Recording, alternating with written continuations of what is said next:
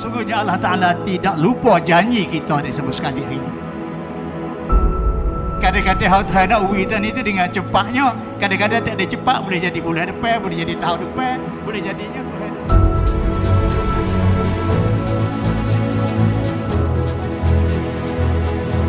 Kita kebelakangan ini dihadapi pelbagai cabaran,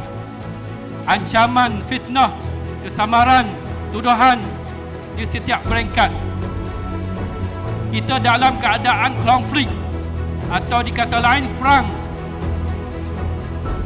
Kita menghadapi pelbagai cabaran. สักประมาณ 5,000 กว่าคนเข้ามามีส่วนร่วมในการละหมาดวันนี้ก็เป็นสิ่งที่เป็นจุดเริ่มที่ดีเนาะในการส่วนแล้วก็เราก็คิดว่าไม่น่าจะจุดเพียงแค่นี้เนาะแล้วไม่ได้จะหยุดแค่นี้เราก็อาจจะเดินต่อไปแล้วก็อาจจะมีการดึงหลายๆภาคส่วนเข้ามามีส่วนร่วมในการทำงานภาคประชาชนในส่วนนี้ให้ดีมากขึ้น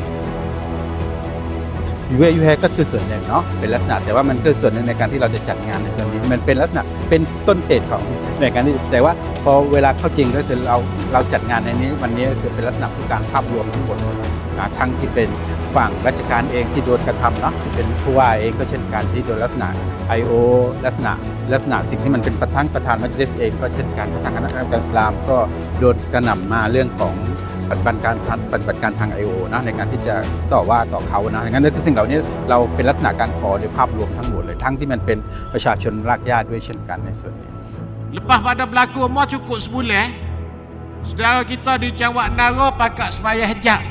Semasa tu mula igat orang 3 orang dan mula terbuka kata benar kereta hok mari tembok amor tu mari mana. Kita sudah tahu. Lepas pada kita berdoa kepada Allah Subhanahu Wa Taala buat sembahyang hajat di jalan.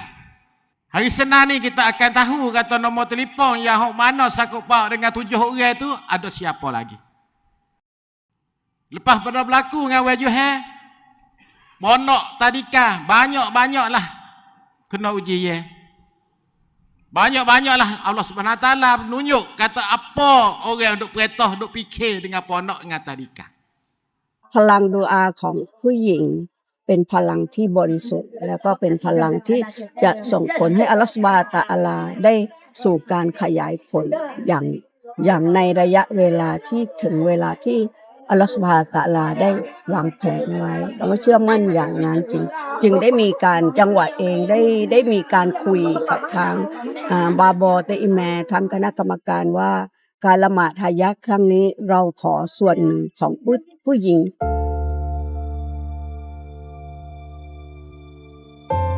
Ya Allah, satukanlah hati-hati kami ini dan jadikanlah kami satu saf barisan yang kukuh. Jadikanlah kami satu saf barisan yang kukuh ya Allah. Taat kepadamu ya Allah dan mencari keridaan-Mu ya Allah. Ya Allah, sesiapa yang memusuhi